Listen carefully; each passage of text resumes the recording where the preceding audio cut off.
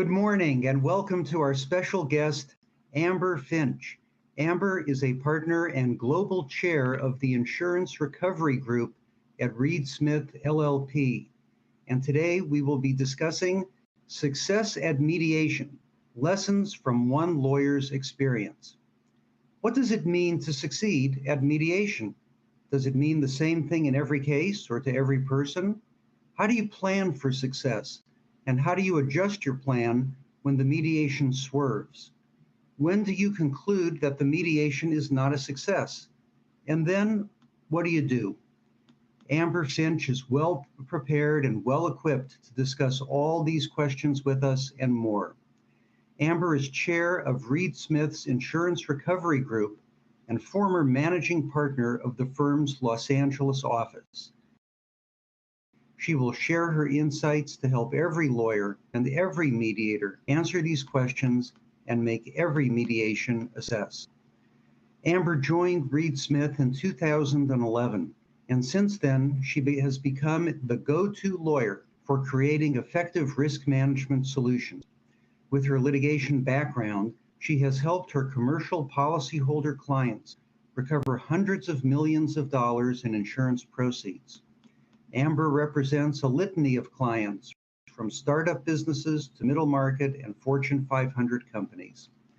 She helps companies manage risk by negotiating broader insurance coverage on the front end, negotiating insurance and indemnity provisions in deal contracts, assisting with tender and collection on insurance and indemnity claims, and litigating insurance and indemnity disputes. Amber has significant experience in standard first-party and third-party insurance policies, as well as specialty policies, emerging industries, and disruptive technologies. Most recently, Amber represents various companies in connection with business income interruption and property damage losses arising from the COVID-19 pandemic, and aviation businesses in connection with losses arising out of the Russia-Ukraine conflict. Amber, please tell us a little bit about the LA Regional Food Bank, to which you would like people to contribute if they're in a position to do so, and then on with the presentation. Amber Finch, the floor is yours. Thank you so much, Jeff. I'm very, very delighted to be here today. It's a pleasure to be able to work with you and to talk with all of you this afternoon. The Los Angeles Regional Food Bank, as Jeff mentioned, it is one of the leading food banks in the Los Angeles County. I have had the pleasure of being a volunteer through my law firm with Food for the Bar. Every year, Reed Smith participates and brings a lot of our colleagues and even our family members to help support the efforts that the food bank does for our community. I've always used it as a lesson for my own small children when we've been able to bring them and to make sure that we're giving back. While we're talking here today, there will be a link that's posted in the chat. If you are able to contribute, we'd ask that you do it. Obviously, we would be grateful, as would the food bank, and of course, all of the recipients of the great work that they do. With that, let's get started. Let's talk about, my experience in successes at mediation. And those successes come in a lot of different ways. First, to kind of give you the lay of the land, as Jeff mentioned, I am the global chair of the Insurance Recovery Group here at Reed Smith. And in a sense, what that means is I'm a coverage lawyer. I represent policyholders. And so for myself, mediations actually come in two different types. Sometimes I'm in a mediation as coverage counsel against insurers directly in litigation. And in that instance, I'm usually the plaintiff in the case. Other times, I experience mediations as coverage counsel in the underlying defense case when my client is actively being sued. And in that instance, I have my defense hat on. So I look at mediations differently depending on which situation I'm in. Sometimes success at mediation might be very different in either setting. Other times there are certain rules that apply no matter what your role is when you're there. So I kind of take the rule of there are really sort of 5 steps that I use for success in mediation. The first one is setting goals for yourself and your client. And what does that look like? Sometimes it's to settle the case. And that is the reason why we're at a mediation. Other times it's to get closer in negotiations. Perhaps we're in a stage in the litigation where it may not settle today, but if we can just kind of get in the range or get in the ballpark, as we call it, perhaps there might be an additional opportunity to get us closer after some major point in the litigation has come across. Sometimes it's just information gathering. And I think it's very important to know that that is a piece of mediation. And as a practitioner, that is okay if all you get at the end of the day of a mediation is just additional information. That could also be success, as that term is defined. So the first thing is, for yourself as the lawyer and representing your client, is understanding what are your goals. What do you think? After you've analyzed the issues, you're looking at all of the potential outcomes, you understand what the play is, what the defenses might be. As the lawyer, what are your goals? Understanding sort of from a 50,000-foot level. Of course, you're there not by yourself. You're there with your client. And so the other question is, what are the client's goals? Now, sometimes you're aligned, other times you're not. And so what do you do in those situations? If you think that the case is in a stage where this may not be the mediation where it settles, but you have a client who's adamant about settling, you need to talk that through with your client. Talk about why they have certain expectations. What are the goals? When do they expect those goals to be met? And then talk about how you can help them achieve those goals given the scenarios that you have before you. Once you've set your goals for both yourself as the lawyer as well as your client, the second issue or the second step is prepare, prepare, prepare. I can't say enough about that. And this is true no matter which hat you have on, whether you're in plaintiff's room or defendant's room, whether you are the client or the lawyer, whether you are trying to settle, trying to get closer, or just trying to get some information. In every scenario, preparation is key to success. What does that mean? Number one, generally speaking, when you go into a mediation, you're going to have some kind of a mediation brief prepared. Don't take lightly for that requirement. Some mediators may not want it at all. Others have specific requests of what that product should look like.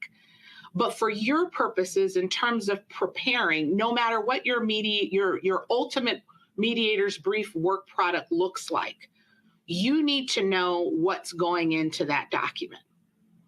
You need to know your facts cold. You need to understand the valuation of your case. And let's break that down. Valuation is in two stages. I always look at it. What is the exposure for your client? What is the exposure for the other side?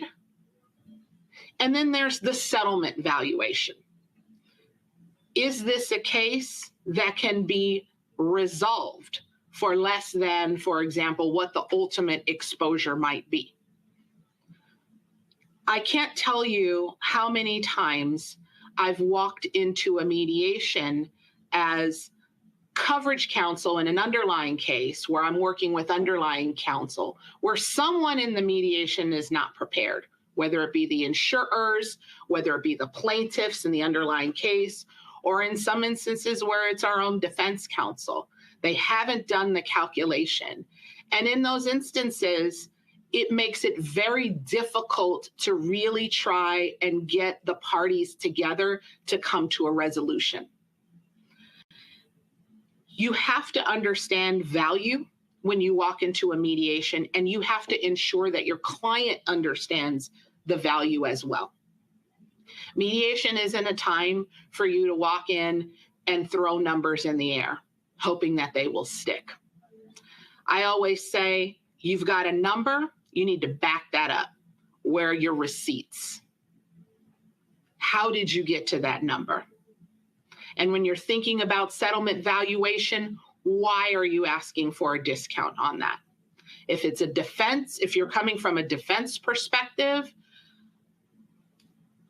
why are we at a low number when the plaintiffs are very high? Is it because the carriers aren't in the ballpark yet and you need to do your job to get them there? And if that's the case, what are the strategies to getting everyone aligned in those same the same value park?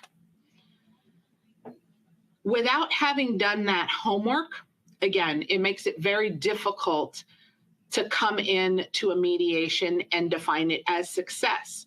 We have to do our homework. It's like a test.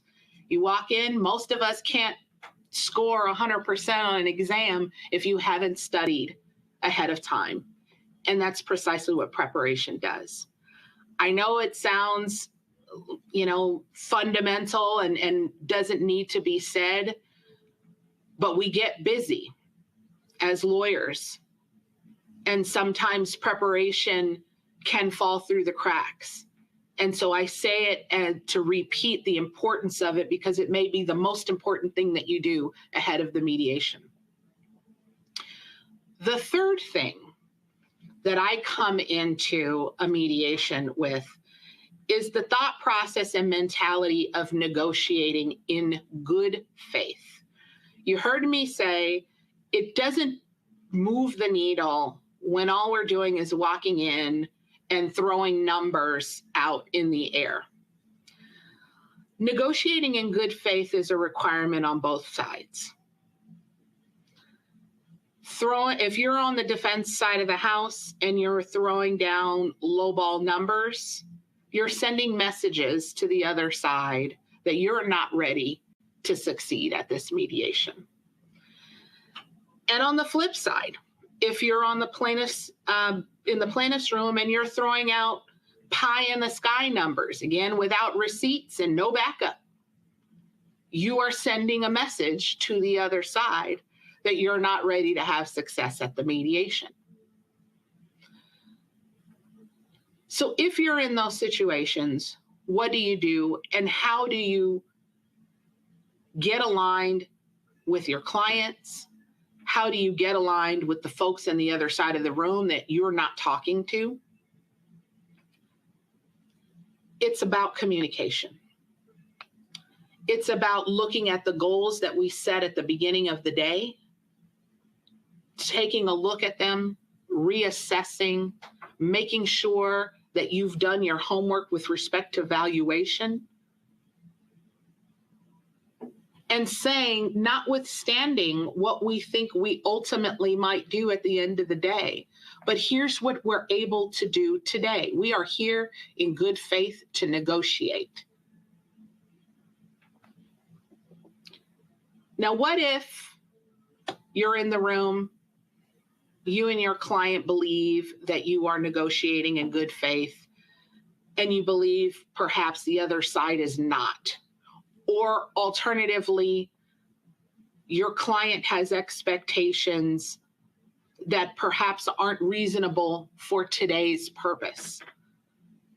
What then? That's where tip number 4 comes in. Use the mediator. You're paying for that mediation. You're paying for the services of the mediator.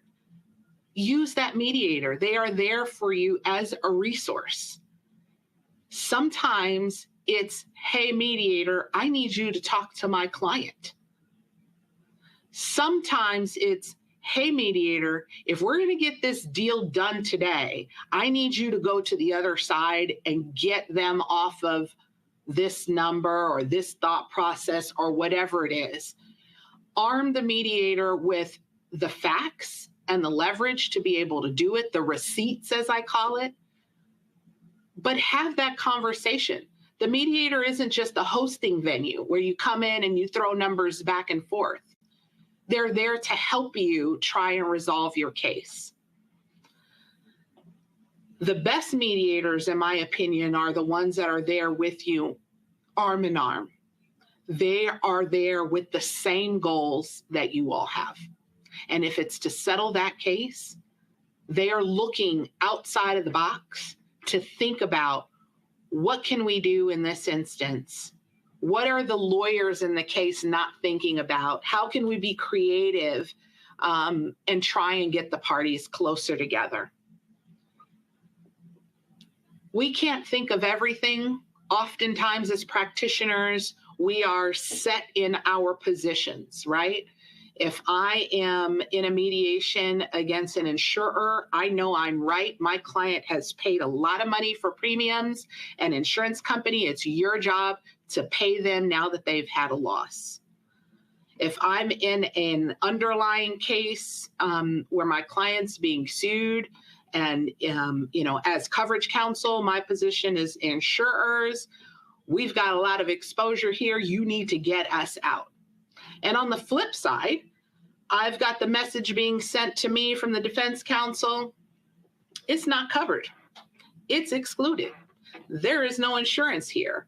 Or alternatively, you have in an underlying case, you have not given me enough information to be able to evaluate the case and to be able to put any money or enough money on the table. Those are the kinds of issues that come across here. And that's when it's very important for your mediator to kind of understand the lay of the land and for you to help them help you.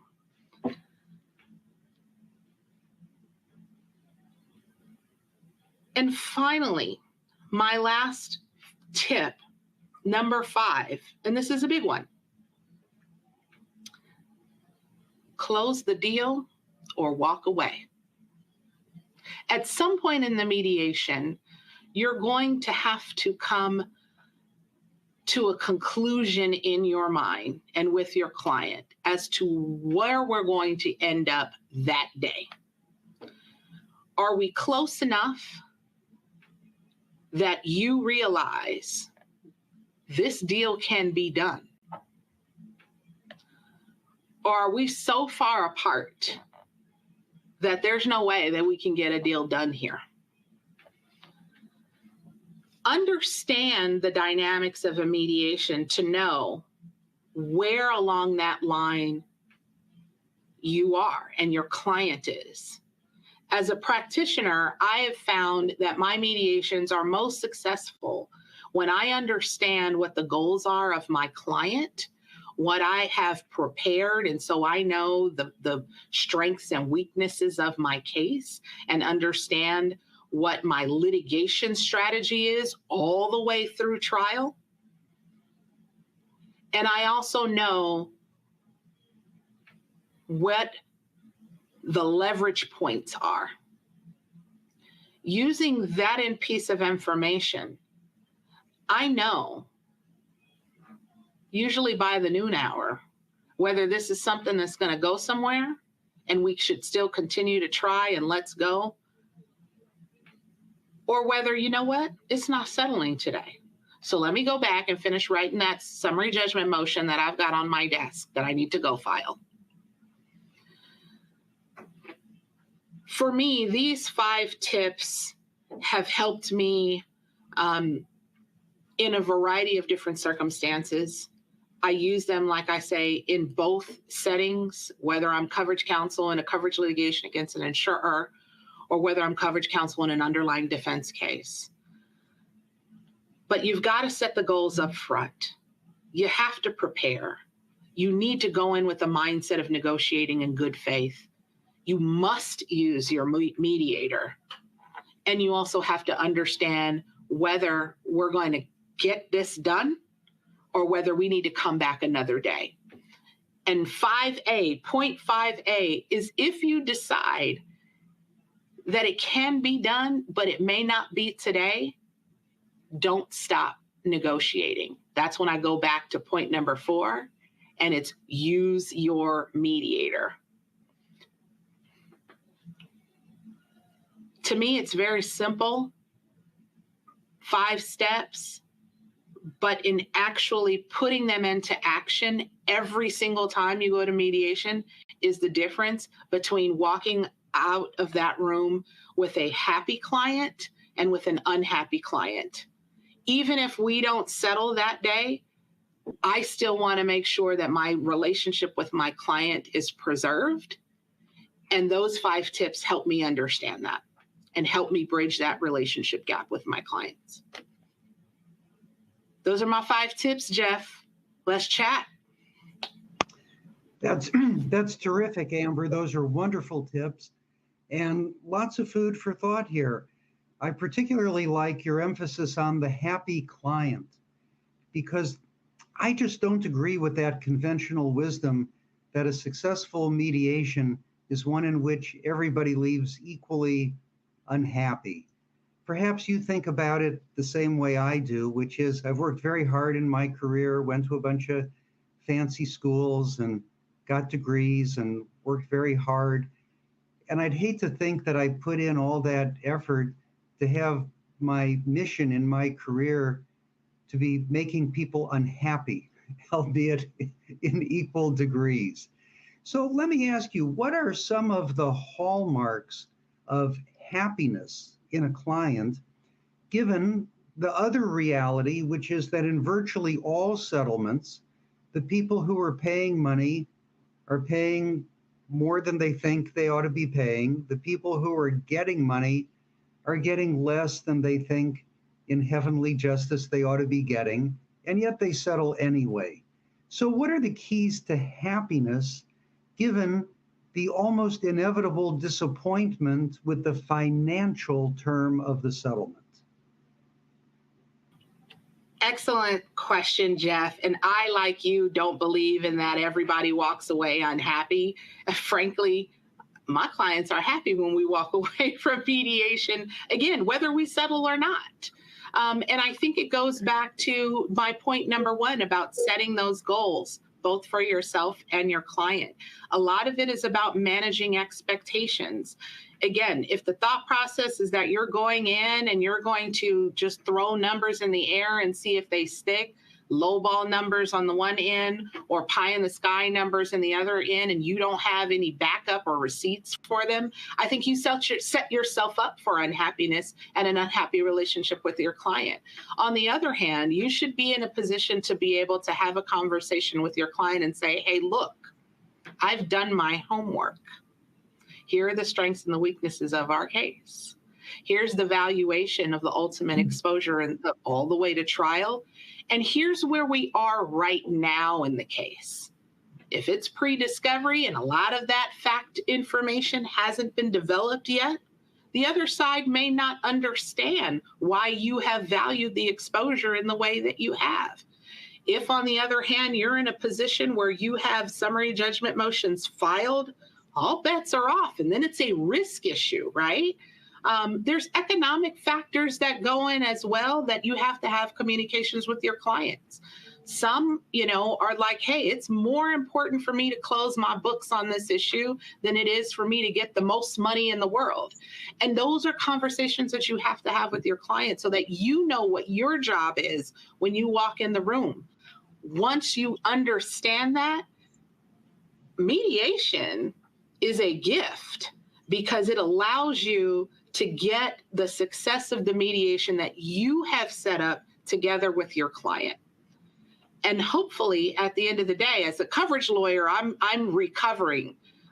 So whether I recover that day or the next day, even if it's not the ultimate number that I would have obtained at trial, my clients are still happy. Sometimes I get more than where we are. My clients are very happy. So it's all about just making sure that you're having that conversation with your clients ahead of time so that you know what the goal is, you've set that goal, and so that you can achieve it. And everybody's happy when they achieve that goal. Well said. Let's follow up on the point regarding extreme versus reasonable opening demands and offers. What about the situation, you've probably found yourself in this situation, where you have a business client who's very sophisticated in their own business, but not so sophisticated in the world of litigation and not so sophisticated in the world of insurance litigation. Perhaps it's the first time they've been involved in a dispute with an insurance company or in a significant piece of litigation at all. And the client says to you, look, I know how these insurance carriers operate. They're going to lowball us. They're going to offer peanuts for the first hour, 2 hours of mediation.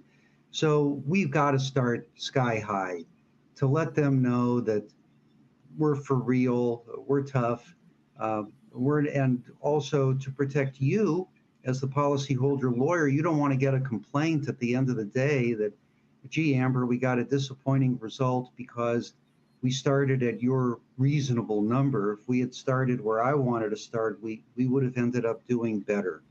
What are some tips when you're on the policyholder side for dealing with those kinds of ticklish situations with clients? Of course, that happens a lot. And it goes back to this issue of having receipts.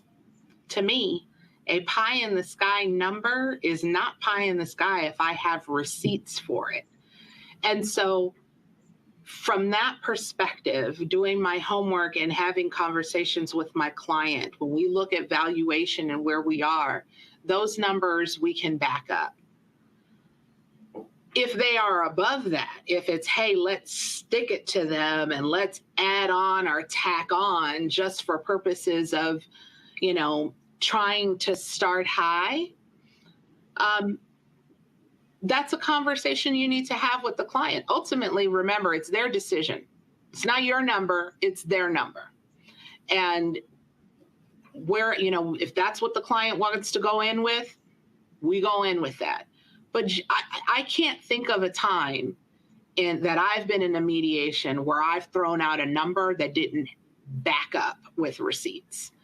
And so from that perspective, I think every lawyer should be doing their homework on the valuation aspect, because even if it's a high number, and I have heard instances where if we're at that level, the insurance company on the other side will come back and say, well, those are numbers that those are the 100% success rate numbers that you would get after trial.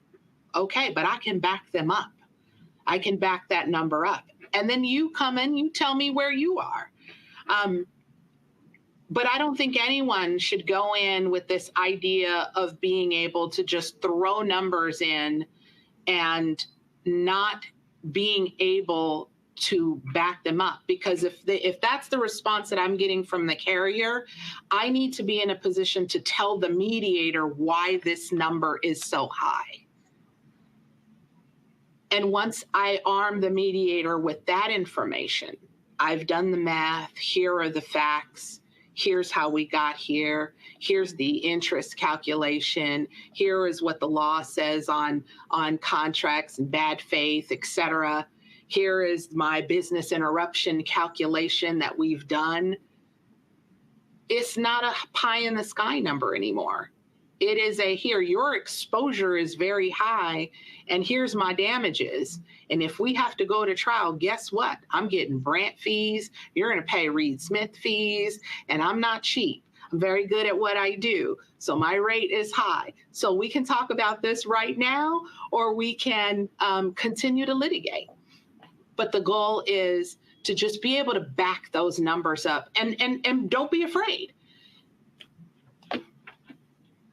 So what about putting in demands for what we call the extra contractual remedies, bad faith, sometimes the Brandt fees, the legal fees? Those numbers can escalate a policyholder or plaintiff's demand exponentially, and they always have some inflammatory effect on the insurance carrier when you put them in. Sometimes they backfire, sometimes they're very effective. What's your thought on when to include those tort measures of damages, those potentially explosive measures of damages, which are possible to recover at trial, but they're certainly no sure bet. So this is always a calculus that a coverage lawyer looks at. From my perspective, it depends on the case.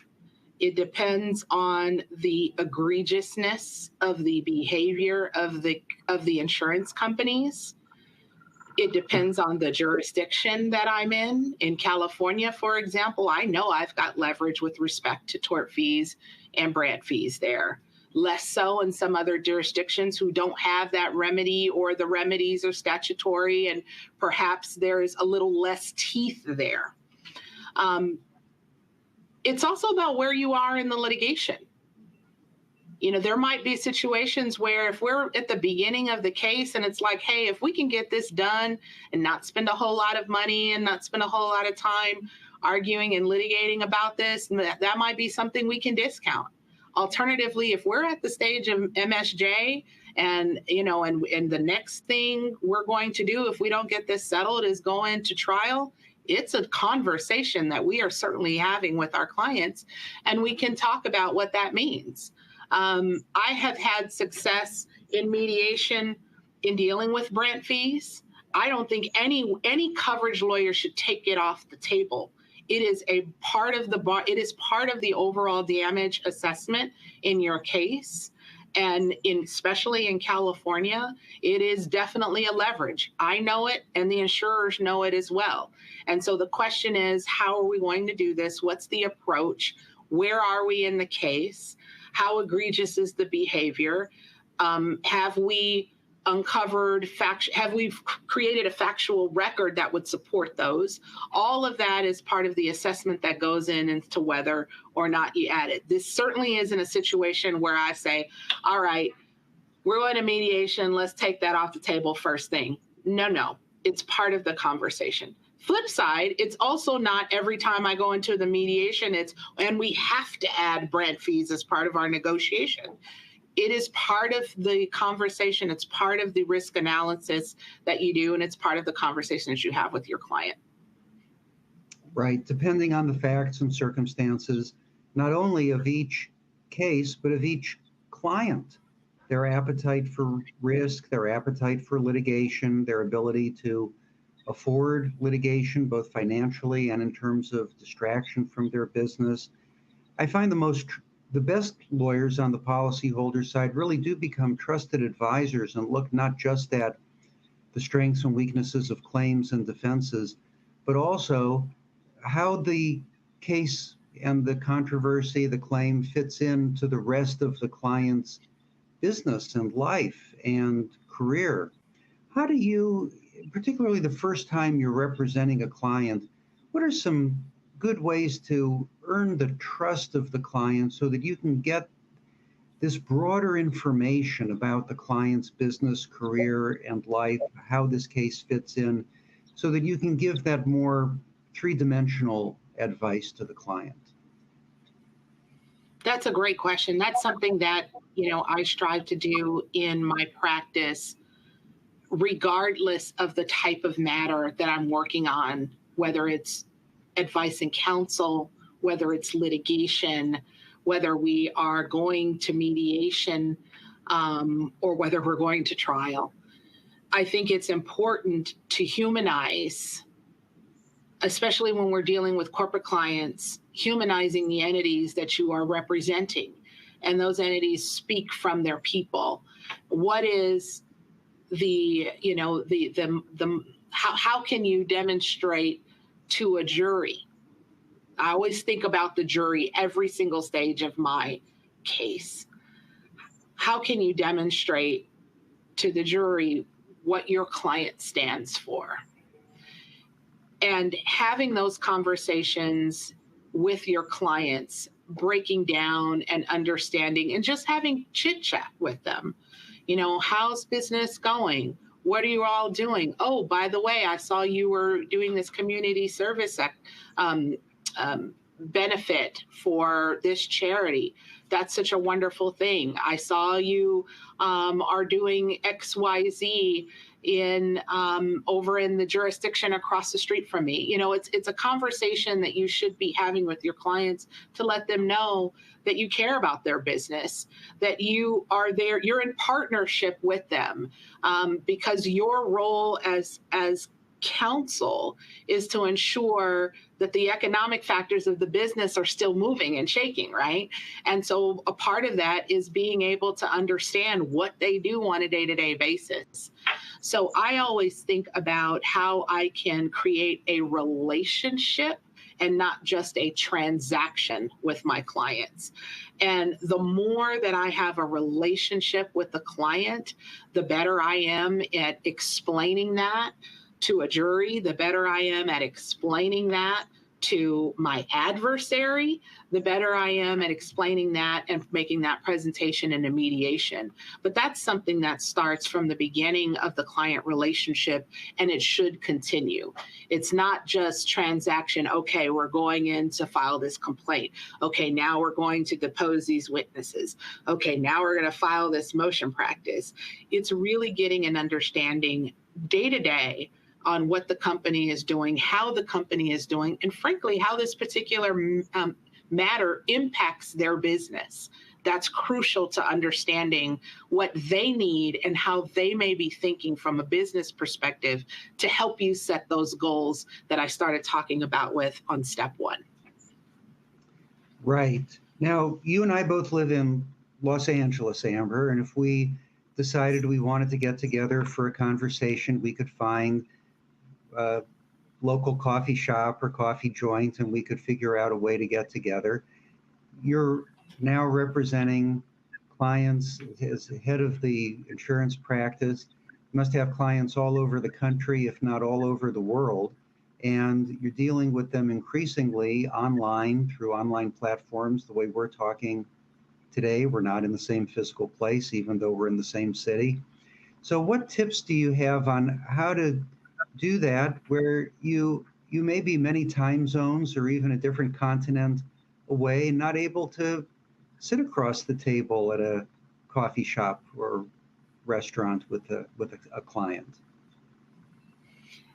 That question is haunting, I think, every practitioner and every law firm across the country pretty much since COVID, more and more. I have the benefit of having been at a law firm that has a global footprint for some time to have that practice. I remember when I first came over to Reed Smith back in 2011, on day one, I was working with clients and colleagues across the country and across the world.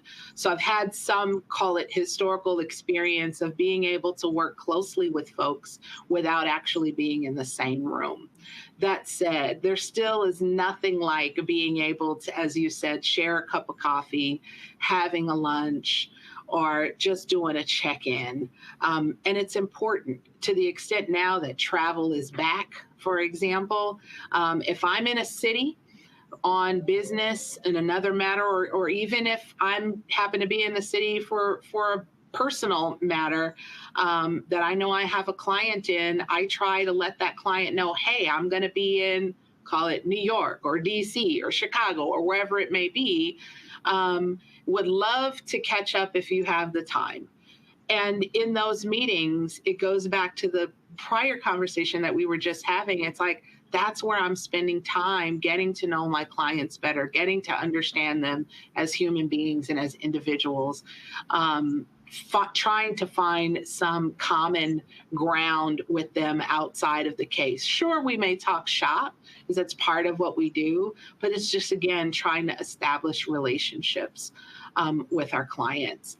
I think we have to be sensitive to what our clients' needs are. There are some clients now, especially at this in this juncture, that don't want to see you.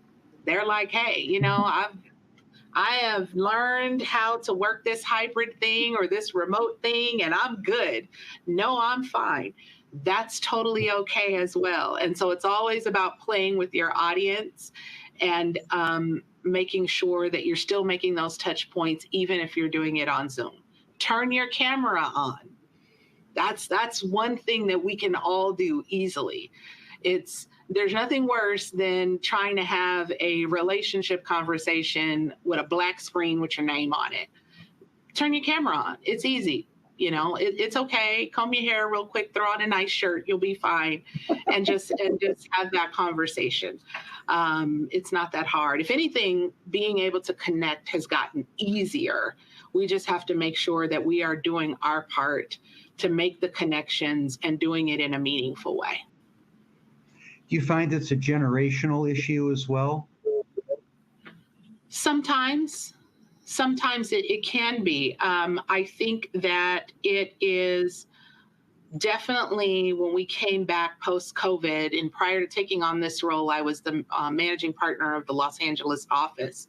And when I came in that role, right after in the year that we were reopening post-COVID, and I had a roster where 2/3 of my associates in my office were what I call in that COVID generation. They went to law school online. They had not worked in person in a job because all their summer programs were all remote. And so you had to work through this idea of trying to teach someone how to interact in person when they had never had to do that in a professional setting before. So I do think that there is some portion of our population as lawyers that is still learning how to transition into that. And there are some of us who knew how to do it, but when we got home, we got real comfortable with being home. And so asking them to be back and be back in person again is like, well, do I really want to go back to that? So I think it's a mixture of both. I think the idea, though, is to understand where everybody is, meet them halfway, understand, especially when you're talking about clients, understand what their expectations are and do it.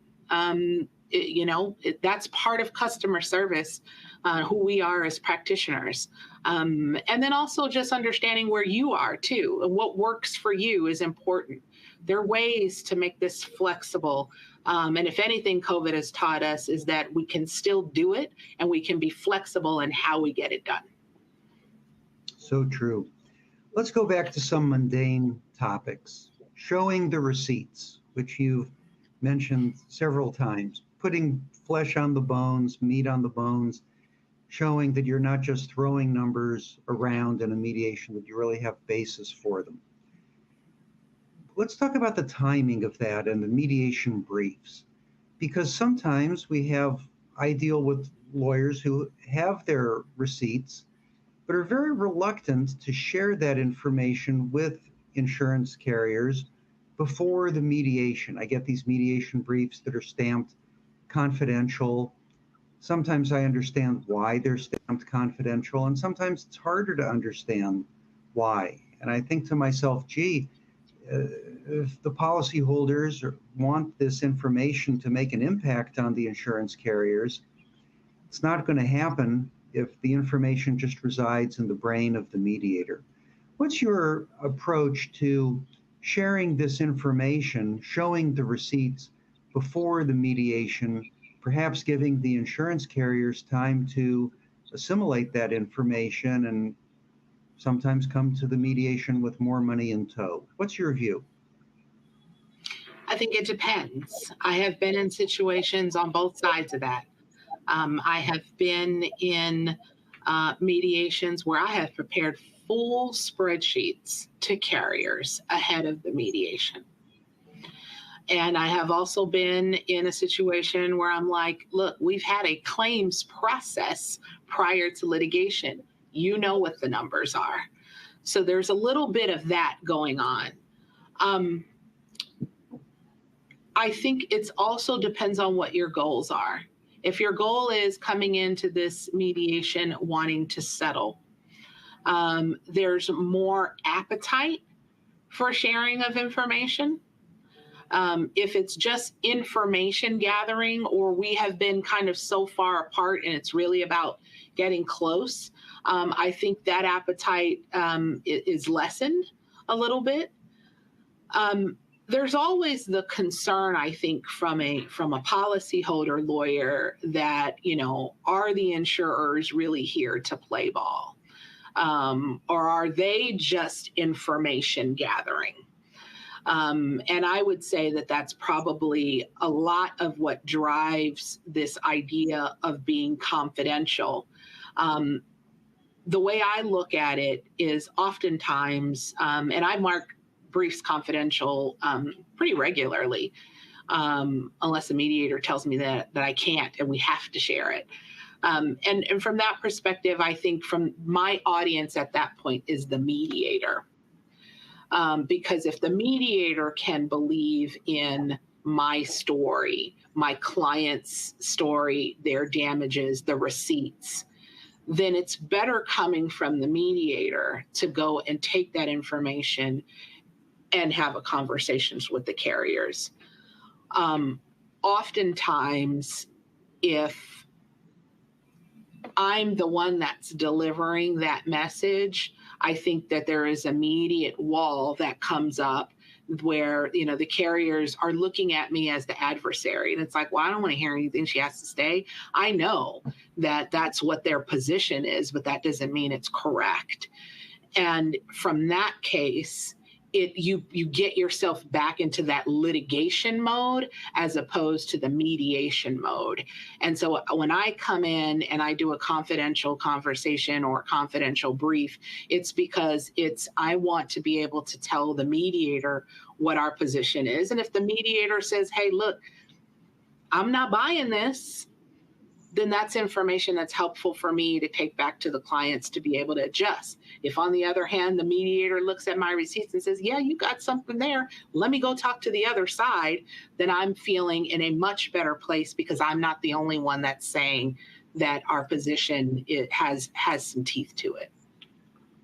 And at that point, does not the mediator still have to be able to show the receipts to the insurance carrier? The insurance carrier is always going to say, well, it's very nice that you say so, Mr. or Miss Mediator. Now, where's the beef?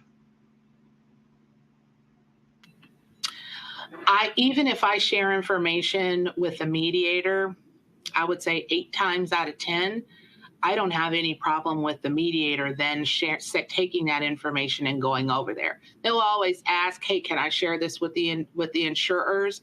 And like I said, 8 times out of 10, I'm saying yes, because the question itself from the mediator asking me if they can take this information and go to the other room and talk to my adversary about it means that there's something about whatever that is that the mediator resonates with. And they may be in a position to be able to tell that story better than I can. Now, look, we all know no one is required to settle at a mediation. And there is no guarantee that at the end of the day that you're going to reach a resolution. But again, sometimes the goal of that mediation is just to get a little bit closer. Sometimes it's just about getting information. And if I don't have to be the conduit of that information, but someone else is knocking on the other side's door, that's not a bad thing. That's still a success. So when you're looking for information, what kind of information are you typically seeking from an insurance carrier? Besides them to open up their checkbook and write money with commas and zeros? One of the purposes of the mediation can be to gather information. An insurance carrier might say, well, we're there to gather more information about the claim. We're there to see the receipts. From the policyholder perspective, when you're there to gather more information, what are some things that you commonly have in mind? Sure. So from the policyholder perspective, remember, when we're talking about a litigation, we're not just filing a lawsuit out of thin air. There is a claims process that precedes adversarial litigation. And usually by the time I'm brought in, not all the time, but by the time I'm brought in, some parts of the claim process has already occurred. And I'm called because the insurers are not paying or suggesting that they're not going to pay. They've denied the claim, whatever it may be. So From our perspective, insurance company has had the opportunity and they're obligated to investigate the claim under the statutes and the regulations. And so that part, they have that information with respect to the claim. From a policyholder perspective, the information that I'm trying to gather might be, for example, if they say there's no coverage, they have defenses to coverage, there's an exclusion that applies, or whatever the case may be. I need to understand why you believe that. Because it may be up until that point, all I have is one paragraph that says the exclusion under section 8.2 little a applies, and there may not necessarily be the receipts for that exclusion. The other piece of information that I'm trying to understand is whether the insurers feel that they are ready to negotiate today. Sometimes, oftentimes, especially if you're having mediations early in the litigation, the insurance companies are not ready. And a lot of messaging is told through the numbers that they offer or put on the table. And if that's the case, that's fine. That's information that we gather and we take it back. Sometimes it is, to your point, Jeff, where insurance company says, well, I don't have enough information for me to be able to evaluate the claim or for me to be able to demonstrate that this is something that can be settled. Well, so then my question is, what information do you feel you need? Oftentimes, I can give them that information in the mediation because I've done my homework. I've prepared. And if that's the case, I want to be in a position to be able to exhaust every question that an insurer has in that mediation. Because then I know if it's really that they're missing information or if that's just a soundbite that they want to give me because they're not ready to settle. So that's the type of information that I'm trying to understand from an insurance company through the course of mediation. And then we can go from there. And then you go back to that step number 5 of close the deal or walk away. So let's wrap it up. We're almost out of time, Amber. Let's talk a little bit about coordination and preparation with mediators. You mentioned, and we've discussed several times, there can be different goals for the mediation. Close the deal, get closer, gather information, other possible goals as well. What do you do to let the mediator know in advance what your particular goal might be and to make sure that the mediator is preparing to help you achieve the specific goal you have for that mediation that day?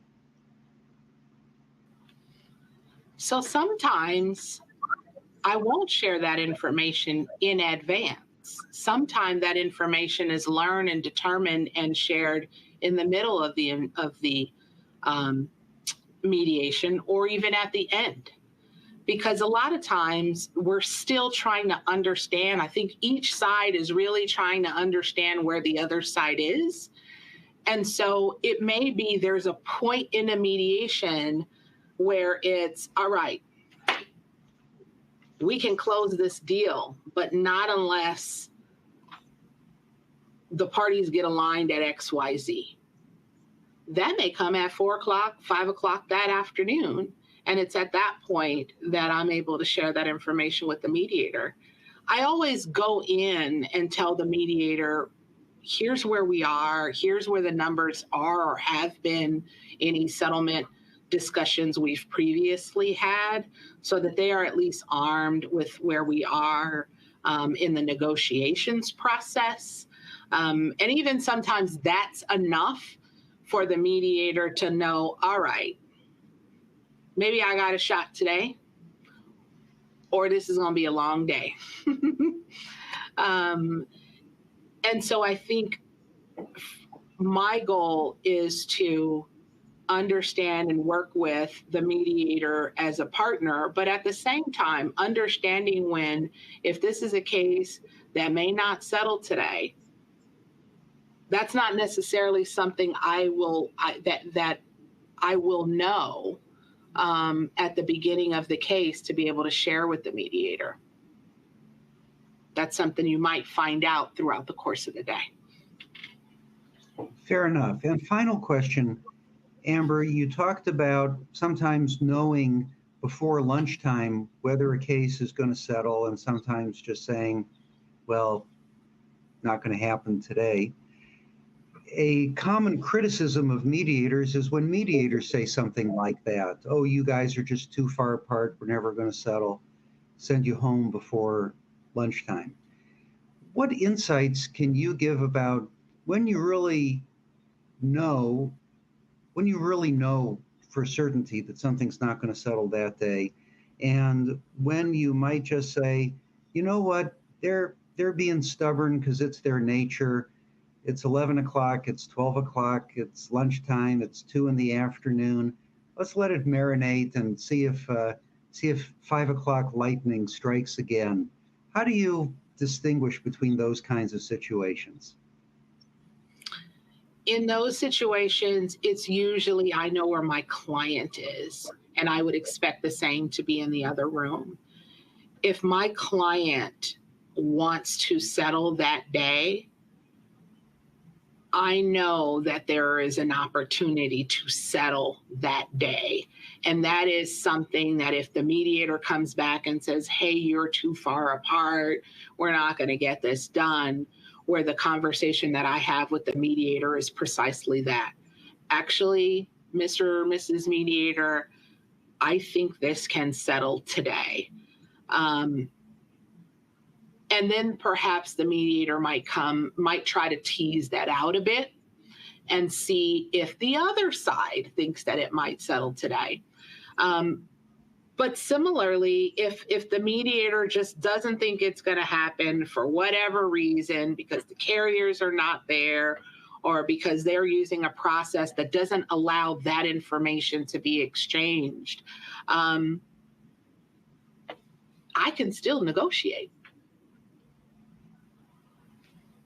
I don't stop negotiating simply because my mediation is over. And that's what I think is important to remember and kind of keep in your back pocket. Yes, the negotiation keeps going until the case settles or is finally adjudicated by the highest court that's ever going to take a look at it. I agree. Amber, this conversation is fantastic and we could go on a lot longer. We're out of time, though. I want to thank you so much for a wonderful, sophisticated, high-level conversation about your views on the mediation process. I hope that people who are watching this webinar, if they're in a position to do so, contribute in your honor to the Los Angeles Regional Food Bank or any other food bank in their area or one that is important to them. Amber Finch, thank you so much. And with that, we are complete.